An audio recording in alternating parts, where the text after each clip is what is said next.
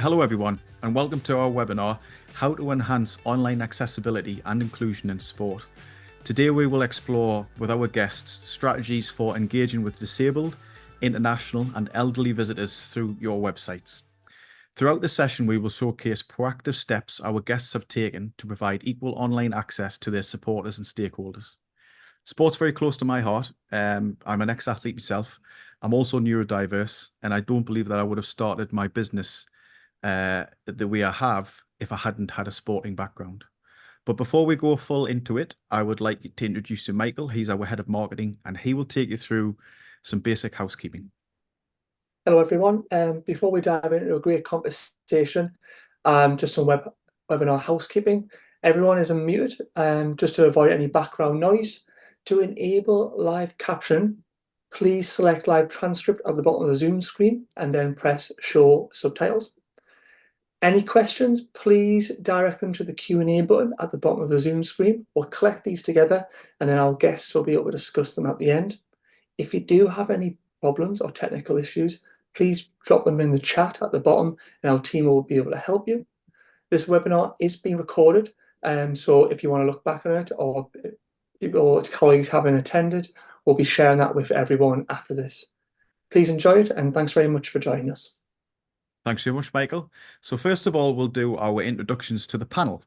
I'll start off with myself. I am Ross Linnett. I am the CEO and founder of Recite, and then I'll pass to Ben. Hi everyone, and thanks to Ross, Michael and Laura for organising today and for the invite. I'm Ben Mountain, the Communications Manager for the British Elite Athletes Association, and I'll go into a bit more detail about what we do later. Perfect. And next we'll go to Anne. Hi everyone, Anne-Marie Errock here, Head of Business Development for Manchester Active, which delivers the sport and physical activity strategy here in Manchester. Perfect. And last but not least, Matthew.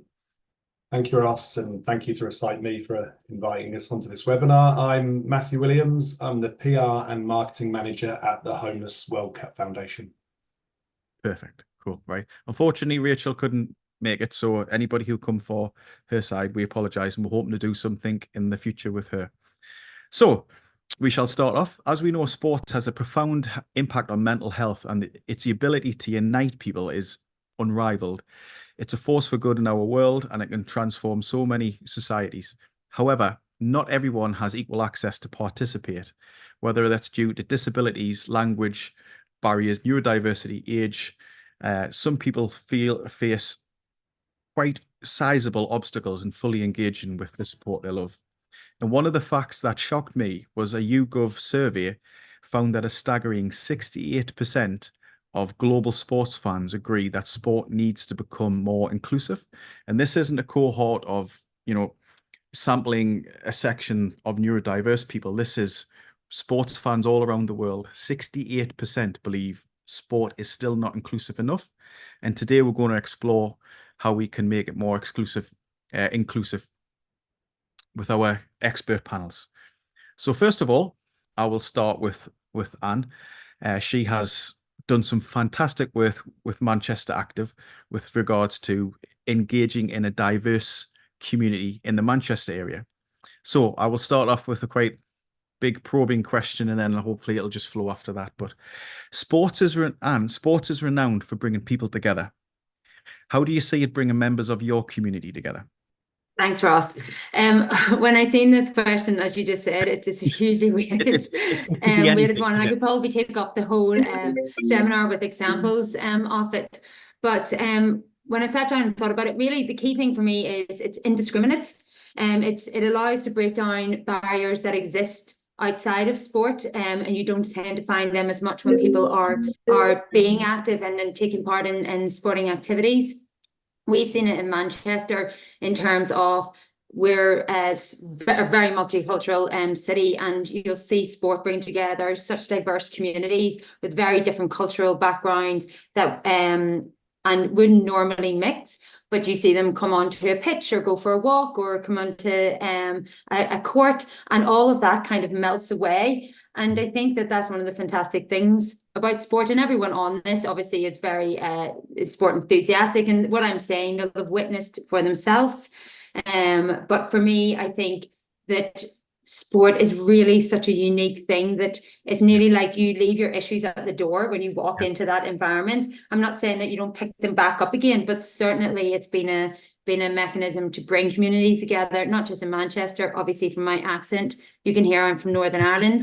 So, you know, sport was a huge pivotal thing in Northern Ireland to bring together the Protestant and Catholic communities over there. Because again, it's a commonality that goes across multicultural backgrounds. So for me, I think that sums up really what I feel that sport does. Yeah, and from my background, you know, I was dyslexic, but I never got diagnosed until I was actually graduated from university. So what sport did for me is that academically I was far behind the class, but soon as the academics finished and the break started, and then we played football or was it, you know, whatever, I was not shackled and it didn't become part of my identity. Yeah. So I didn't grow up kind of, you know, I think it was Winston Churchill who famously said, you know, at the start of the race of life, it was a very bad thing to feel like you were behind from the start. However, when you have sport into the mix, particularly from a neurodiverse background, it can give people so much confidence that otherwise that person wouldn't have had the confidence had it not been for sport. Definitely. Completely agree. Completely agree. So can you give us a bit of a background on diversity, on the diversity of your community that you serve? Yeah, 100%. So I went and did some research just to have some stats because everyone loves a bit of stats. We'll love some stats. Everyone starts to switch off. No, so obviously, as I mentioned, I think we're like, it was top 4 in terms of diversity in the UK, in terms of a city. Interestingly, though, and I kind of knew this because hence why we took Recite Me, but we have over 200 languages spoke in Manchester. Wow. So, and that came from a study done by the University of Manchester. So in terms of linguistically, we're really diverse. And so the Recite Me software for us was huge because we cannot translate into that many languages in terms of the traditional translating services that the council would have normally employed. So to actually break that barrier down, and not just for individuals to be able to access it, but for a lot of our services who very much rely on translators, which are expensive a lot of the times, this then allows them to actually find information and able to translate it into that language. So that was a key thing for me. Again, it was nearly half, 44% is BAME in Manchester. So again, when we talk about sport breaking down that cultural divide, that brings our communities together. And we're at around 18% for disability. So again, a hefty amount of our residents have some sort of either physical hidden learning disability. And again, where I think we've always been very poor is we're very good, I think, at looking at our facilities and trying to do inclusion in sports. But when it comes to the stuff that supports that, whether it's online, literature, that's the bit that I think we're historically poor in our industry. And that's where software like Recite Me is so key because it's cheap, it's accessible, and it allows to open the doors to what would have been barriers to a lot of our residents in finding out and accessing these opportunities. So it's okay to put on as much accessible sport. If people can't read the timetable to say when it's on, it's no good to them. So I think it has to go hand in hand. Yeah, well, thank you much for the shout out. Our marketing manager Michael will be very happy over there. But do I get my commission? I've often joked I might do it one day for April Fools. No, but it's true. It's true because obviously whenever I oversee our digital project, and so that was one of the key things that that we wanted to include, and because it had never been really done in terms of Manchester, maybe in other local authorities, but not that I had found, to be honest. And since we had done it, you can see it's spiraled out, especially in GM, Greater Manchester. A lot of the other boroughs have now employed it. And so I think it at least triggered the thoughts that you need accessible software. You can make your website accessible in terms of maybe larger print and the infographics and stuff, but having a software like there is key. We're actually working with a client in the US, which we couldn't name yet, but they were spending $150,000 per year on translations, and they decided they could not do it no more because they could not afford it, not realizing there was a solution like Recite Me out there. So it's very, very interesting and heartwarming to kind of hear that, you know, there would be scenarios where certain information would become less inclusive, and then Recite has kind of bridged that gap. I often joke as well. I said that we should try and create a translation service for Geordie at some point, because particularly when I'm in America, I have to explain, say, look, I promise you, I am speaking English. It's just a northern version of English. So many people can't understand us. So, and have you got any real life examples of success stories where you've prioritized inclusion? So I'll be very honest, I didn't have a huge amount that I felt could warrant. So I reached out to some of my colleagues who have done a lot of work in the community around inclusion and around some of our groups that we don't are underrepresented groups, and just to have a chat with them. And some of the ones that they give us were great. So one of the ones that one of our health colleagues shared was that they had set up a BollyFit session, because a lady had approached them saying that she herself and a lot of the South Asian and Muslim women in their area didn't feel comfortable coming to even the female only classes that we put on. So again, you can try and put these things on, but unless you engage into the community, sometimes you aren't aware of actual barriers that exist. And they actually didn't even feel comfortable going into the building. And so she actually approached, and we supported in training her. And it's gone on to, she actually developed this new dance for the women in that community in terms of to fit them. And it's gone on to be accredited, and she's upskilled volunteers, and it's now actually happening across the city. And so just by, even when you think you're being inclusive, until you get into the nitty gritty, because we didn't understand why some of the women and female only sessions in the leisure centre didn't have a big uptake. Yet we had this lady saying we want to access, and we're like, well, we've got this. And so it was actually delving into that deeper kind of layer. And so in terms of, that was a real insight into, and it is that balance of everyone's got a lot to do in this area, and there's not a huge amount of resource and money, but just taking the time to work with that community. They've now got 3 classes that are filled with 30 women, and it's branched out, and they've developed their own new style of dancing, which has got accreditation and is obviously supporting that community. So I think it's that for me was where the officer Linnett went that extra mile, and it's actually made a difference to that community, and other communities on the back of it. And then they sent me like 3 or 4, and I was like, okay, I don't think I have time to go through them all. But another one was our leisure operator worked with a disabled young person. He started swimming at the age of 8, and he's gone on to be do competitive swimming and be a lifeguard so has a job. And so it's again just taking them from having that kind of life course approach. And I'm sure everyone's got plenty of them. I suppose it's the issue is the resource, because that all takes more time than a generic approach, but we have to prioritize it. And we actually had a discussion about that today in terms of, if we are looking for funding and the funding says 50,000 deliver 100 activities across the city, and none for around addressing some of these accessibility barriers, would it not be better to have 20 across the city and address the accessibility barriers to those 20, so that it's accessible to all? And that was the discussion we were having today as an organisation. We've got to get into that, of whether it's physical activities or the supporting framework around it, materials, digital. We've got to align as much resource to make sure it's accessible to all, rather than 80% of the masses are great, but can give you one activity because it costs so much more to facilitate. So that's my little additional rant. No, it's perfect. And we'll all need people campaigning and feeling passionate in this sense. And one of the things I'll pick up on is that one of the areas you said is that when you got a community and you got them into the certain dance, that affected other communities. And one of the things about inclusion is it's a self-fulfilling prophecy in a positive sense, is that once you include one, it doesn't just end with the group that you've actually reached out for inclusion, because that group encourages other groups to get involved. So Yeah, the impact of inclusion is often much, much greater than stats can measure, because you mentioned stats. No, and that's it. And it's going, like I say, that little bit of, because obviously we had an equality impact assessment, so we could say, we've done our equality impact assessment and this is what it's told us.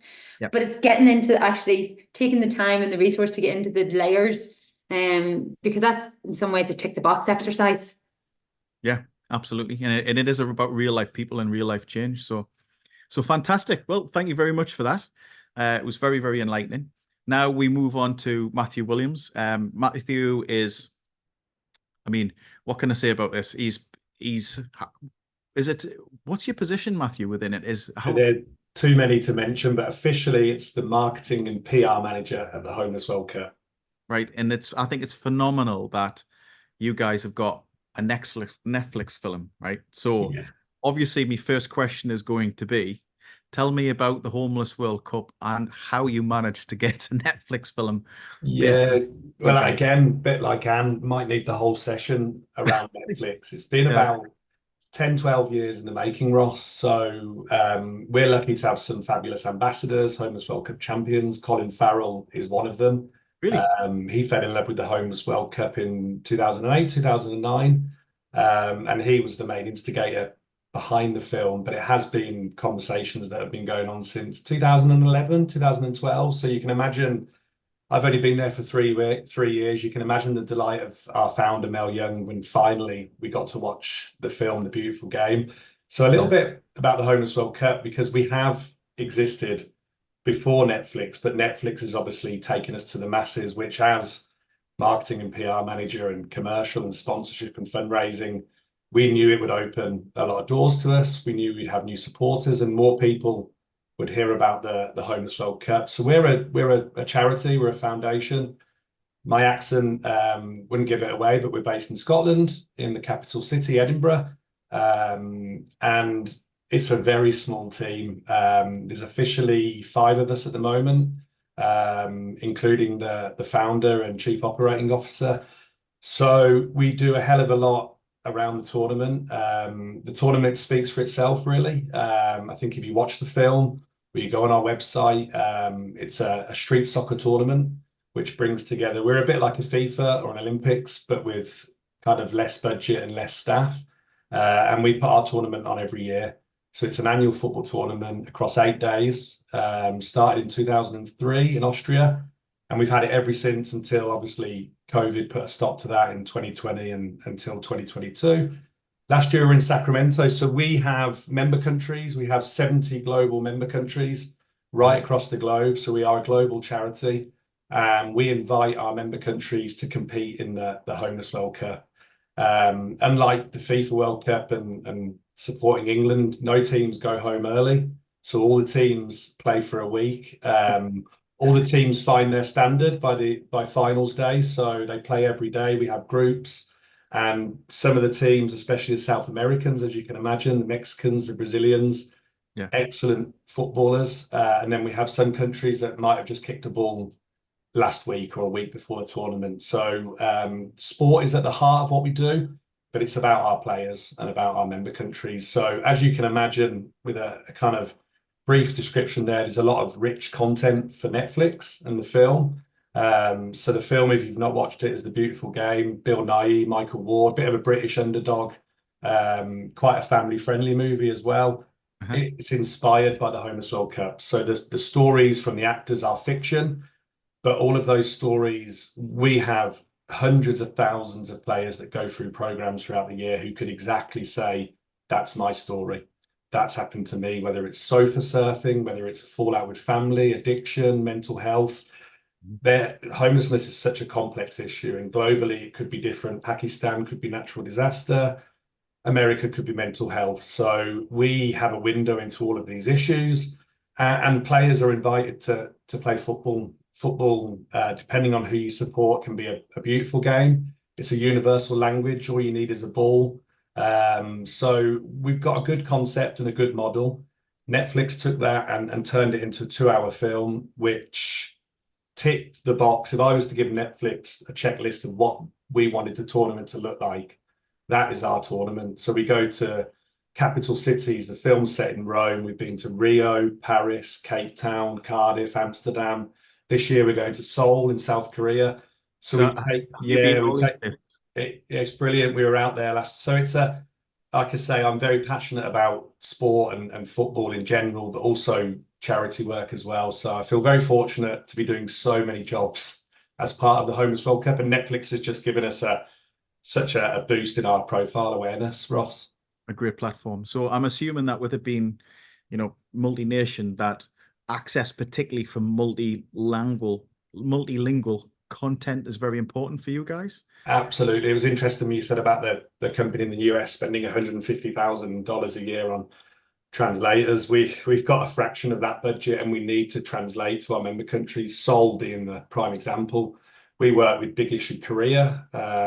We had translators there, but there's a lot of information we need to share, and all that information is on the website. So to be able to have, I think it's over 660 languages available, not only for our member countries who are very diverse and speak different languages within the country, for our spectators and our supporters. The Homeless World Cup goes to these amazing cities, but it's watched worldwide. We have about 6 to 7 million views on our YouTube channel from countries all over, popular in Philippines, Cambodia. So to then translate those eyeballs into our website, and they can access it now in their native language, they can find out how to follow us, find out more information. You get quite kind of pigeonholed in just getting stuff out there and asking people to sign up. But if they can't see it in their own language, they're not going to find out more about us. So yeah, I joined 3 years ago, and it's probably taken me 3 years to find the budget for Recite Me. That's not to say it's expensive. It's not. It really isn't. It's been a huge addition to our kind of outreach, but we've been through some struggling times as a charity, but it's just made a huge impact, Ross. It really has. And to be able to be in Seoul and show people stuff in Korean, it was a game changer. So it saved us a lot of time and a lot of money on translators. Fantastic. I mean, we do have a policy of not mentioning the products when we do these webinars. It seems to keep going in that route. But I remember when I first created the product, and when we translated something into French and then had it speak in a French accent, I was just like, I mean, it was a day that opened my eyes to how quickly content then can be accessible, but it can be accessible to people where language barriers is the problem to access the content. Yeah, absolutely. And we translated a lot of early stuff around Gatwick Airport and Gatwick Express, particularly. And it was at a stage where I did not know whether this business or the product would have been viable, realizing how much of a difference it would make to, you know, bring the world that little bit closer. I mean, it sounds so grandiose, but you know, we do have to be able to understand each other for everybody to get on. We do need to be able to see each other's point of view. We do need to be able to understand, you know, content from other cultures. And I think any sort of translation or any ability, and we're not the only one that does it, to do that massively widens access. Absolutely. I think it's a very important part of inclusivity. And even with Netflix, for example, we've had 500,000 visitors to our website since the launch of the film. We usually get 3,000 to 5,000 a month. It peaks at the tournament, but hundreds of thousands. We've had 500,000, nearly 750,000 visitors, new visitors to the website. Now, if they're watching the film in Spain and it's in Spanish subtitles or Spanish language, they want to find out more about us. My main mission around the film was, if someone Googles, hopefully people might do it now, Googles what is the Homeless World Cup, our website gives that person, whether it's media, future hosts, new member countries, someone who wants to donate, or someone who just wants to find out a bit more. If they've watched the film in Spanish, they can go onto our website, translate into Spanish. So we're not losing that user journey from Netflix to the Homeless World Cup. So, I mean, that's just one example, Netflix, and it's a very kind of valuable example of, we needed to get it right. But I'm looking at languages, but there could be people who are blind, deaf, dyslexia. My daughter, from a personal point of view, has got cerebral palsy. So to hear and talk about everything that the website and the tools bring, I'm part of that 68% that needs sport to change. But it's only when it impacts you that you realize, well, actually, there's so much more that can be done. And this is a small step for us in becoming more accessible for all sorts of reasons. So it's just given us a new breadth of life to do things and make sure we're inclusive. We're a global charity, and we need to include everyone. And it often get asked, what does success look like in the campaign to kind of make everything more accessible? And it's to the point where groups don't have to organize themselves into categories where they state the disability and state the type of disability. It's just covers the everything. human race. I mean, I'm making a lot of grandiose statements here, but it's just the human race, and you will automatically cater, for example, 15% of the population that's dyslexic. Because why wouldn't you? Because it's a Yeah. massive part of the, and then there's a certain percentage that don't speak English as a second language. And when all that becomes normalized, it's just a thing that people does and Yeah. do. And there's no need for these webinars. As much as I actually enjoy them, it's integrated into everybody's communication strategy. Inclusivity, that is the point where I think we can start saying that we're near success. Yeah. So thank you very much, Matthew. And I hope I've done a very good segue there, because I said inclusive communications. And now we move on to Ben Mountain, who is part of the British Elite Athletes Association. And Ben's in charge of inclusive communications. So without any ado, could you take us through, Ben, please, why inclusion is so important for the British Elite Athletes Association? I can, and it's an irony, I suppose, of us that we are inclusive for all our members, and yet no one can quite pronounce our name on the first go because there's so many syllables in it, and that's my area in blood comms and the brand. It's hard. We can say BEAA for a little bit of ease, but for the context, we're an organisation that represents Britain's Olympic and Paralympic athletes. So there's about 1,200 of them that are funded publicly to train and try and compete at an Olympics or a Paralympics one day, and they're automatically our members. So obviously a huge number of those work in para sports. I think it's about 35%, a third of them or so. And then, of course, we have a whole breadth of people of different ages, up to sort of people in equestrian who might be in their late 60s, down to gymnasts who might be 13. I think we've got a 13-year-old para table tennis player, so a really broad spectrum. And then people from all over the country, different backgrounds, ethnicities, split of genders, etc. So we have to represent everyone in our communications. A big function of what we do is providing support to those athletes. So if they're facing an issue with their mental health, for example, or they feel they're not being treated right in their sport, they might turn to us as a sort of arm's length body where we have a group of staff who can talk them through that issue. They can make referrals for them to go and talk to a specialist. We can help them with legal advice. And if we're not including all of our members, those people are being blocked from that incredibly important service. And it goes on to allow them to compete in the best way they can for Great Britain on sort of global stages when they're not having to worry about the issues that we can help them with. And that's one of the interesting things, because from a tech background, I know one of the things that tech CEOs do is that they simplify a lot of their personal life. So Mark Zuckerberg is famous for wearing grey t-shirts and blue jeans, and he buys like 20, 30 t-shirts and 20, 30. And the point I'm making is that he takes that sort of stress of that decision making completely out of their life. And I'm kind of assuming for a lot of athletes that need some sort of accessibility adjustments. Having inclusive communication means that there's an element of their life that the complexity is taken out by what you guys do, so they can just concentrate on training and being the best in the world. Yeah. I've got an equally sort of similarly bad wardrobe to Mark Zuckerberg, but not quite his finances. So I do understand that. I shop at Primark and buy the same stuff all the time. Exactly. Yeah. Keep things simple.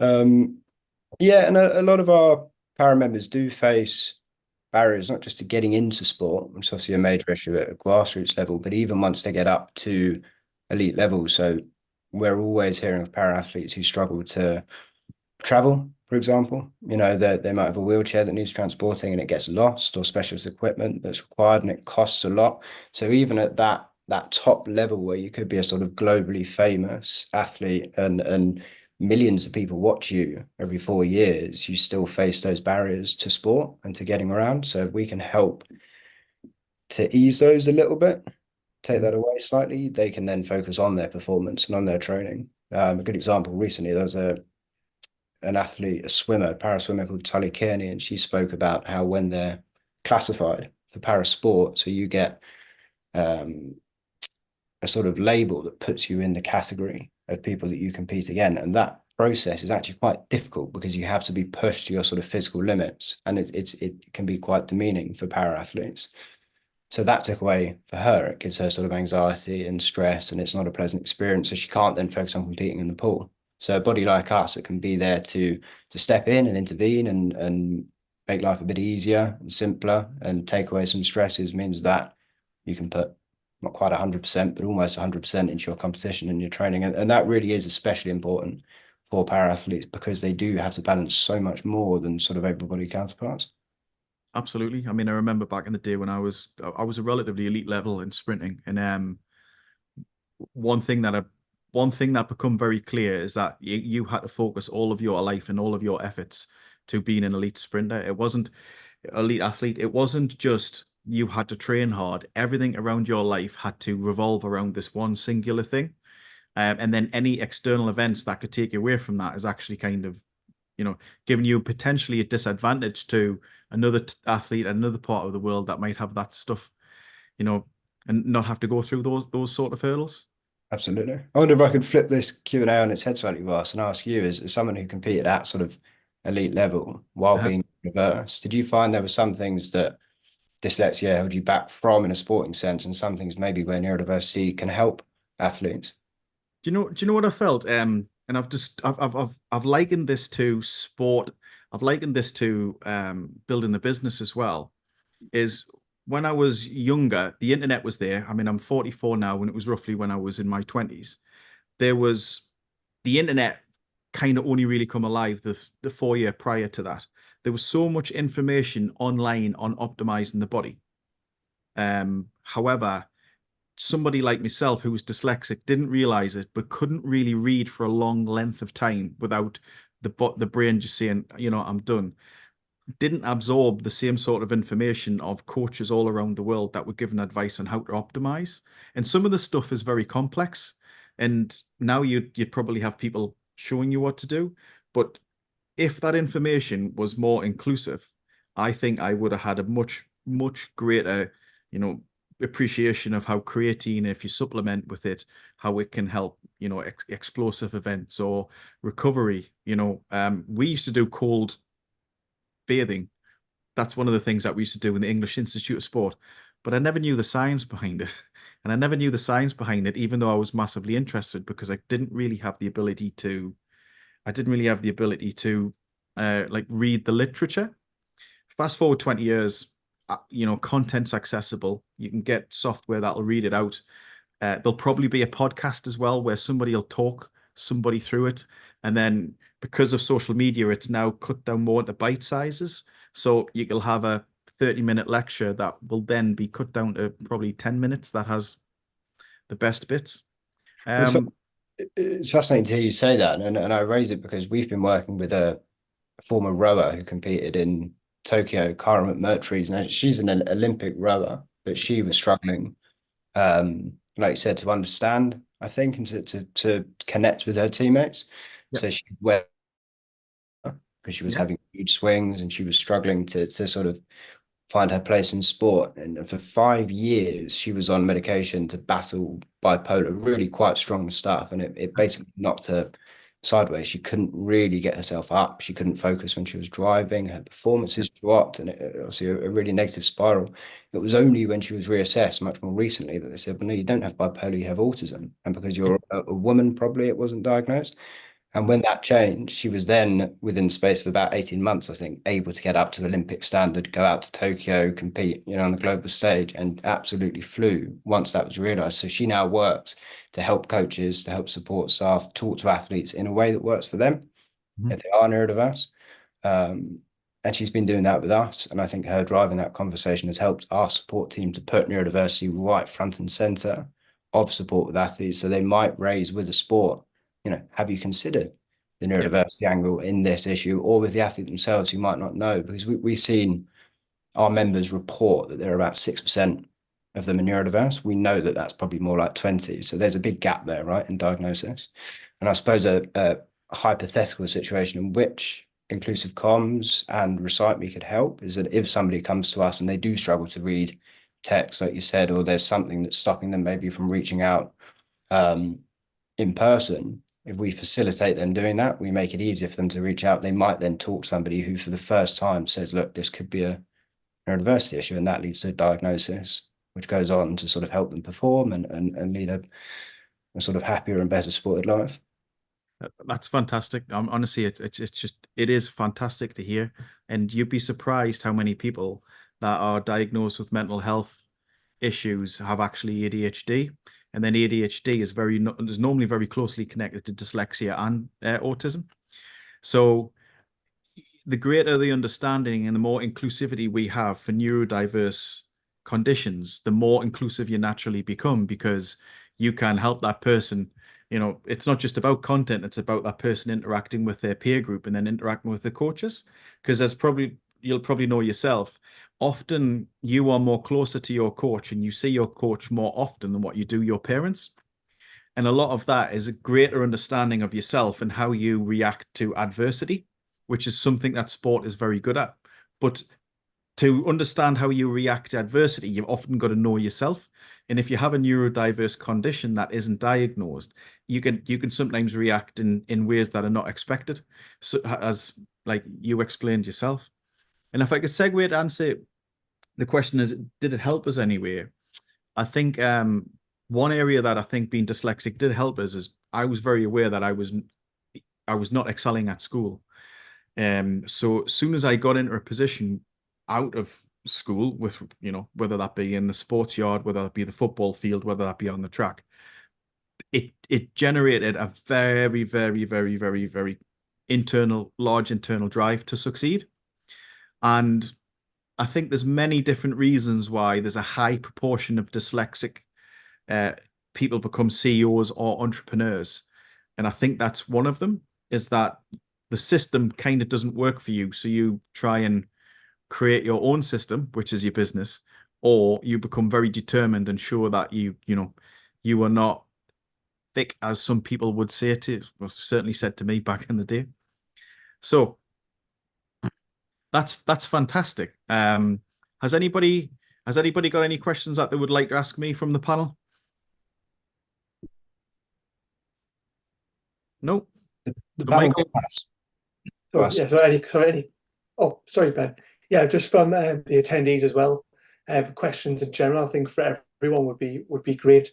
I had some really good insights there, from communications and local communities to global audiences. I think language plays a massive part, and that obviously segues into communications and how we diversify our language and how we talk, and bite-sized information. I think that was a great one. Like Ross, myself, little and often small things can digest easier and people can understand and action them things. So I think that's a really good point. So yeah, so any questions from our audience for the panel would be fantastic at this time. Does Recite Me accommodate for poorly designed websites? Example, missing alt text on images, incorrect use of heading structure. Yeah. Michael, did you set Ross, up? do you want to? Did you set up? I didn't know that was But from no. Suzanne So- Rooney. Right. Thank you for the question, Suzanne. Thanks for the question, Suzanne. So our first product was the toolbar, which enhances inclusivity and allows websites to become more inclusive by changing the background color and the text. We also have Recite Me's checker, which will check your website and determine if it is coded wrongly, and if it is coded wrongly to the point that accessibility software can't interact with it, we will be able to point out where those errors are on a website, and we'll be able to tell you and guide you on how to fix it. Also, as well, for a percentage of the errors, maybe it's 20 to 30%, we can fix them immediately for you. But so yes, to answer your question, Recite does accommodate and help with poorly designed websites for people with accessibility issues. Thank you very much. Good question, Suzanne. Much appreciated. Anyone else with any questions around communications or language, or how to write or approach different content, maybe? Anything like that? Or are we all good? It's strange talking to no one. You can't see anyone. If anybody does have any questions, you can email them as well. Oh, we do have one more actually. Can Recite Me work on learning management systems using SC or RM files? I'm not too sure about that bit. Or e-learning are there to support an emerging workforce in the sports sector. Yeah. So Ross, do you want Do you want to answer Nearly this one? nearly everything that's online based, we will support. We'll work with a lot of learning management systems. So the answer is, I'm not aware of what SCORM files are, but yes, we've never come across an LMS that we haven't been able to integrate into. So I'd just like to thank everybody for joining us. If anybody would like any more information from any of the panelists, please just email through. Our contact details are on the webinar's information, and we will get back to you and try and help anybody out as much as we can. But for now, I'd just like to thank all the panelists. Thank you very much, and your attendance and your help and information has been invaluable. Thanks, guys. Night. Take care. Bye. Bye-bye. Thanks, everyone.